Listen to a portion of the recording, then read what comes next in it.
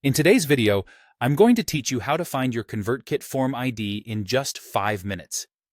Whether you're setting up a landing page or embedding a form onto your website, knowing your form ID is crucial for seamless integrations and tracking.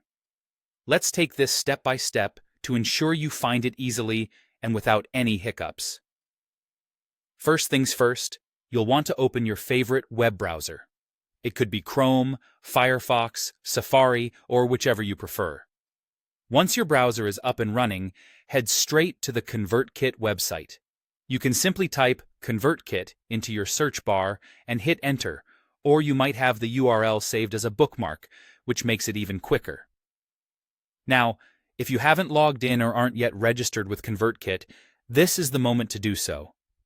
If you're already a member, you've probably memorized your username and password, but if not, make sure to keep that information handy or use a password manager for easier access.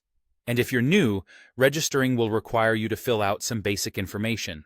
Once you're logged in, you'll see a user-friendly dashboard. From here, the next step is to look for the menu titled Grow. This is typically located at the top of the page or within a sidebar, depending on your screen size or device type.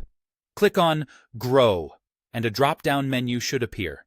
From that drop-down, you'll want to select Landing Pages and Forms. This section is where all of your forms and landing pages reside. Once you're in the Landing Pages and Forms section, take a moment to scan through your options. You might have multiple forms or landing pages, so go ahead and look for the specific one for which you need the ID. It's important to be sure about your choice, as the form ID is directly connected to each unique form or landing page you create.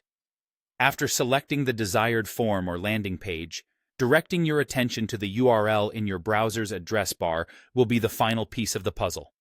The form ID is typically a sequence of numbers that you will find present in this URL. Pay close attention to a portion of the URL that follows the word Forms.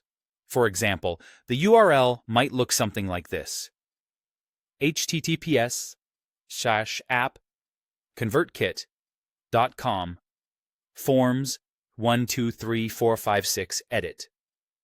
In this example, the number following forms, which is 123456, is the form ID. That is the information you're looking for, and that's it. With these simple steps, you've swiftly identified your Convertkit form ID. This invaluable piece of information will facilitate better management of your forms and integrations moving forward. Remember, keeping track of these IDs can make a significant difference in how efficiently you manage your campaigns and data.